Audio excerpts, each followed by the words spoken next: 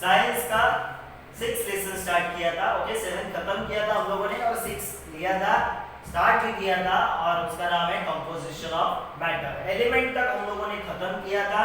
Okay अभी next जो रहता है एलिमेंट, कंपाउंड और तीसरा जो है मिक्सचर। ओके तो उसमें कंपाउंड। ओके यहाँ पे एक एक्टिविटी है, बहुत सारे ऐसे सब्सटेंस है। यहाँ पे देखो क्या क्या है उन्होंने दिया है, लाइमस्टोन है, वॉशिंग सोडा है, ब्यूमिट्रॉल है, यानी copper sulphate, sugar, glucose, urea, ऐसे सब्सटेंस यहाँ पे लेने का। यहाँ पे उन्होंने कैम्फर लिया, क्या लिया है कैम्फर। और ऐसे बहुत सारे जितने भी सब्सटेंस दिए यहाँ पे ले लेगा और उसको बर्नर से हीट करना है। क्या करना है, बर्नर से हीट करना है। तो बर्नर से हीट करने के बाद आपको ऐसा दिखेगा, जब वो सॉलिड जितने भी सब्सटेंस है वो सब सॉलिड है, उसको हीट करने के बाद आपको ऐसा दिखेगा। अगर कैम्फर को हीट किया है तो आपका प्योर कैम्फर है तो आपको ऐसा दिखेगा कि कुछ रेसिड्यू ही बचा नहीं। ओके सब उड़ गया। ओके आप एक एडवर्टाइज अभी निकला है ओके प्योर कैम्फर का। ओके वो भगवान शिव भगवान आता है वहां पे और उसको कैम्फर देता है भगवान के लिए, प्योर कैम्फर, ऐसा एक एडवर्टाइज आता है। ओके जिसमें कुछ बचता ही नहीं। नॉर्मल आप कैम्फर जलाओगे, कपूर जलाओगे तो देखो नीचे ब्लैक ब्लैक ऐसा सब्सटेंस आता है, मगर प्योर कैम्फर जो दवाइयों में यूज किया जाता है, ओके आयुर्वेदिक दवाइयों में यूज किया जाता है, वो प्योर कैम्फर रहता है। उसको अगर आप हीट करते हो, जलाते हो, ओके तो नीचे कुछ भी ब्लैक रेसिड्यू बचता नहीं, ओके वो प्योर कैम्फर रहता है।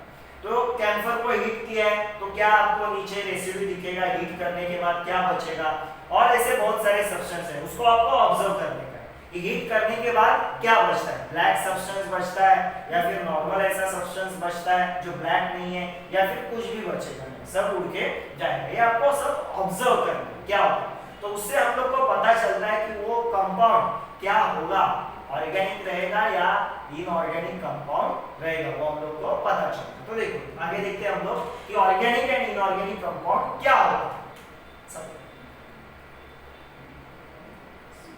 Okay, in the above activity that on heating strongly some compound give the residue, residue यानी देखो आप किसी को जलाओगे तो उसके अंदर का कुछ ना कुछ तो जल के निकल जाएगा, मगर कुछ तो सब्सटेंस नीचे रहेगा, उस बाउल में रहेगा। उस बाउल जो सब्सटेंस बचेगा नीचे बाउल में, ओके हीट करने के बाद उसको बोलते हैं रेसिड्यू। क्या बोलते हैं उसको, रेसिड्यू।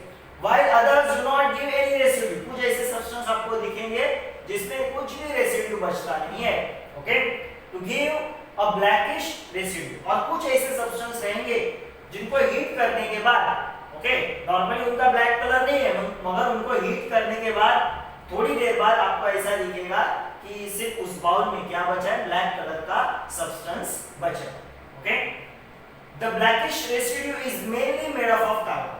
देखो कागज को जला या फिर लकड़ी को जला, क्या बचता है, ओके सब उसके अंदर का जितना भी है वो सब निकल जाता है और क्या बचता है, ब्लैक कलर का सब्सटेंस। लकड़ी को जलाओगे तो कोयला, कागज को जलाओगे तो ऐश, ओके कभी कभी ब्लैक कलर का ऐश भी होता है, कभी व्हाइट कलर का ऐश होता है। ओके तो ये ब्लैक कलर का जो रेसिड्यू बचता है वो क्या होता है, वो होता है कार्बन। क्या होता है वो, carbon. When such compound are strongly heated in air, जिसमें कार्बन होता है, ऐसे कंपाउंड को अगर आप हीट करते हो combines with oxygen, ओके तो वो क्या होंगे, combines with oxygen to form some gaseous substance। जिसमें कार्बन होता है उसको अगर आप हीट करोगे, ओके तो उसके अंदर का कार्बन इसके साथ रिएक्ट करता है, गैसियस सब्सटेंस के साथ, ऑक्सीजन के साथ रिएक्ट करता है और क्या बनाता है, फॉर्म सम गैसियस सब्सटेंस भी बनाता है। जैसे लकड़ी को हीट करोगे कार्बन डाइऑक्साइड उससे निकल जाता है, कार्बन और एयर का ऑक्सीजन कंबाइन होता है और क्या निकलता है, carbon dioxide. Okay in case there combustion is not complete, अगर उस सब्सटेंस को हम लोगों ने ठीक से जलाया नहीं, कंबशन यानी जलना, okay black colour carbon remains behind the residue. Black colour का कार्बन नीचे बच जाता है अगर ठीक से जलाया। Okay these compounds are called organic compound और कार्बन कंपाउंड। तो जिसमें ब्लैक कलर का रेसिड्यू बचता है, ओके जिसमें carbon main as a content होता है, उसको बोलते हैं ऑर्गेनिक कंपाउंड या फिर क्या बोलते हैं, कार्बन कंपाउंड। ये आपको डिटेल में फिर से आपको 10th स्टैंडर्ड में भी है, organic compound. Okay for example कौन कौन से ऑर्गेनिक कंपाउंड रहते हैं, कार्बोहाइड्रेट, ओके कार्बोहाइड्रेट में देखो क्या क्या आता है, ग्लूकोज, ओके या फ्रक्टोज, सुक्रोज, ये सब कार्बोहाइड्रेट है। Okay, protein, hydrocarbons, petrol, diesel, cooking gas, ये सब हाइड्रोकार्बन्स है, are made up of organic compound. तो इसमें सब में ओके कार्बोहाइड्रेट में यानी ग्लूकोज, फ्रुक्टोज, लैक्टोज, ये सब कार्बोहाइड्रेट, उन सब में कार्बन मेन होता है। प्रोटीन में भी कार्बन मेन होता है। हाइड्रोकार्बन, पेट्रोल वगैरह, कुकिंग गैस, ओके हमारे घर में आता है cooking gas, okay LPG, okay उसमें भी मेन कंटेंट कार्बन होता है। The camphor, sugar, glucose, urea used in above activity are organic compound। ये देखो ये camphor, sugar glucose तो आता है कार्बोहाइड्रेट में आता है, किसमें आता है कार्बोहाइड्रेट में, एंड यूरिया, इस सब में क्या रहता है कार्बन रहता है, ये सब ऑर्गेनिक कंपाउंड है। On the other hand, the compound that decompose on strong heating to leave a residue बचता है, मगर वो ब्लैक कलर का नहीं होता। क्या नहीं होता?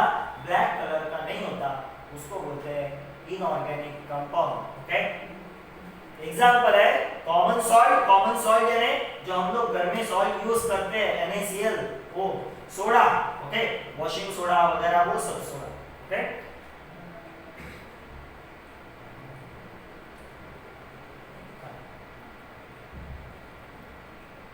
Rust, blue vitriol, limestone, blue vitriol यानी copper sulphate, okay limestone are the inorganic compound। Okay, rust गंज लगना उसको बोलते हैं rust.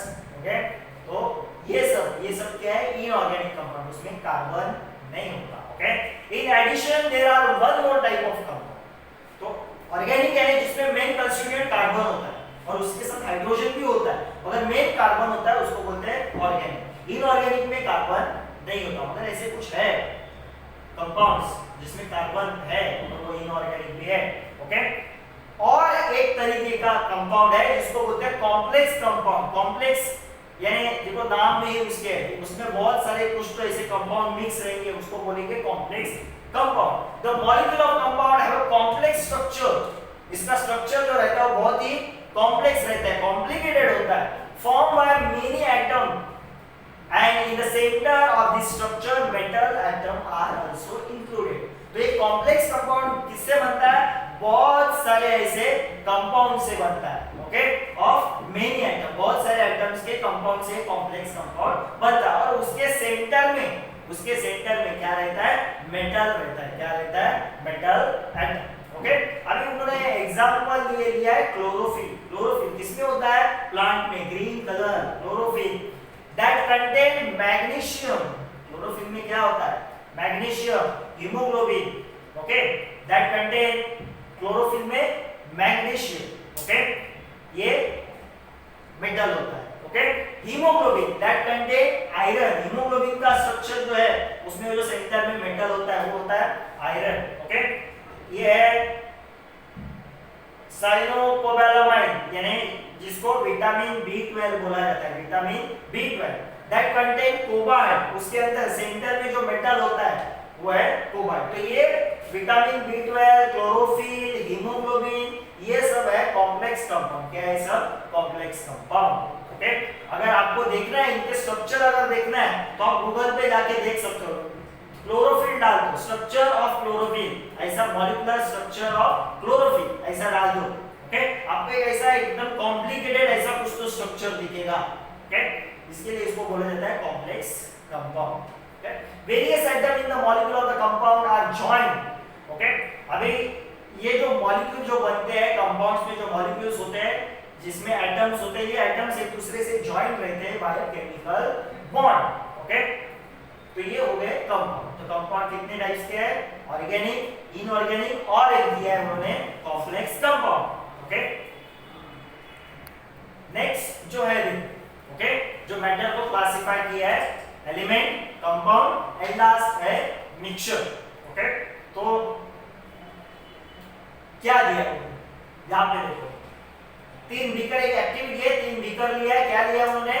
Sand and water in the first beaker, sand, रेत, okay, and some crystal of blue vitriol and water in the second beaker। 3 beaker है, एक में sand and water, next में blue vitriol यानी कॉपर सल्फेट, ब्लू कलर का रहता है। Okay, crystal रहते हैं ब्लू कलर के जो पानी में डिसॉल्व होते हैं, और वाटर लिया है,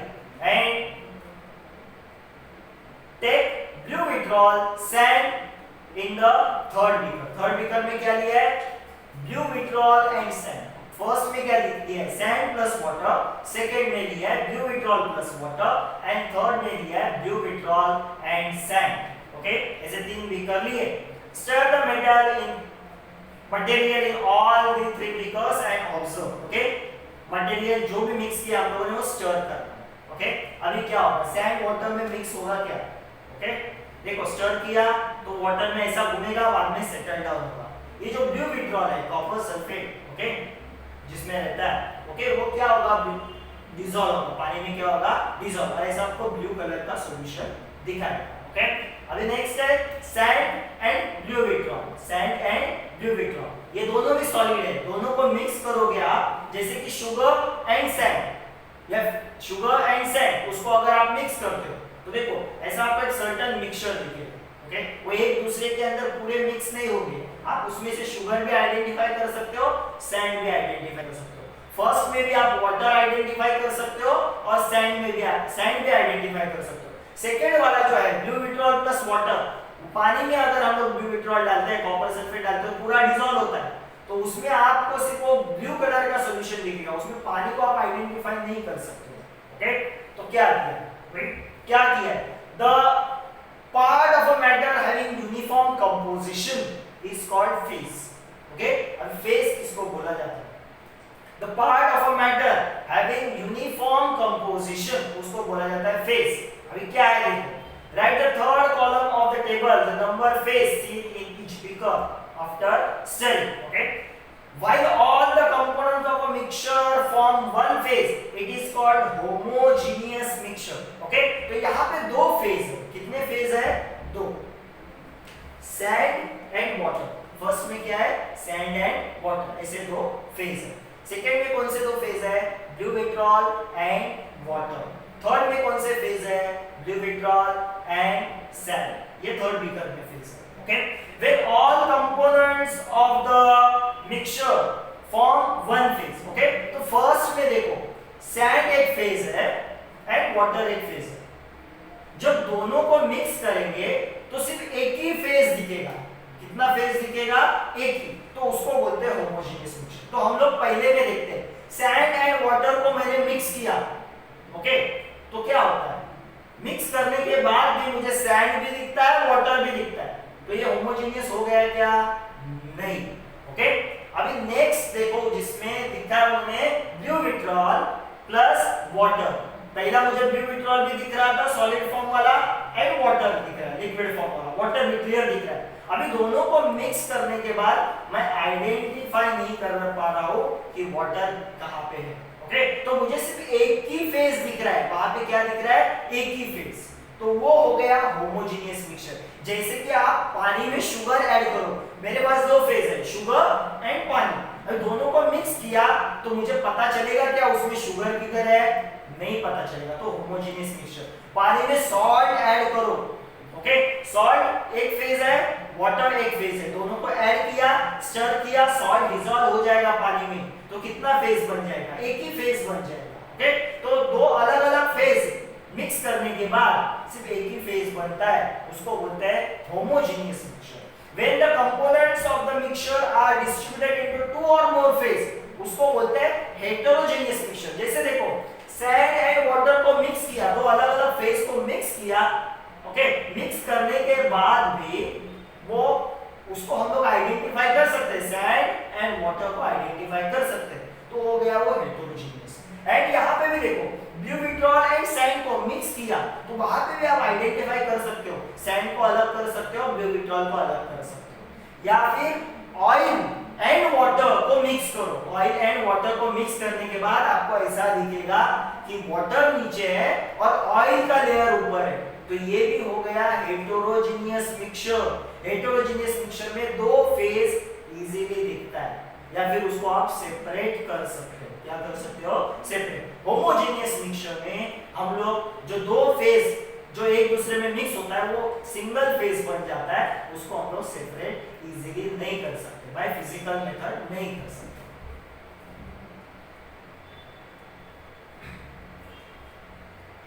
ओके, ऑलवेज रिमेंबर क्या दिया है देखो, all the particles of the solid that stage together are in a same container constitutes a single phase. Okay, जितने भी सॉलिड सेम कंटेनर में है उसको बोलेंगे single phase. Heap of stones, a liquid substance along with all the soluble substance dissolved in it together constitutes as a single phase. Liquid substance जिसमें जो भी dissolve है उसको बोलेंगे हम लोग क्या बोलेंगे, सिंगल फेज. जैसे सी वाटर में बहुत सारे सॉल्ट मिक्स रहते हैं. A liquid or its drop present together or in the some container constitutes, ये भी क्या होता है, सिंगल फेज. जैसे कि रेन ड्रॉप, वो भी एक सिंगल फेज है. The liquid present together or in the same container but not mixed with each other constitute separate phase. Okay, उसको बोलते हैं सेपरेट फेज. जैसे कि देखो ऑयल एंड वाटर दोनों को मिक्स किया है मगर वो मिक्स नहीं होते तो उसको बोलते हैं सेपरेट फेज. अगर वो मिक्स हुआ है, पूरी तरह मिक्स हुआ है तो उसको बोलते हैं single phase. Okay, all the gases present together constituents is a single phase. Gas is a mixture, मगर उसमें पता चलता है क्या एयर में हम लोग को कि कौन सा ऑक्सीजन है कौन सा कार्बन डाइऑक्साइड है, नहीं पता चलता. तो वो हो गया सिंगल फेज. क्या हो गया वो, सिंगल फेज.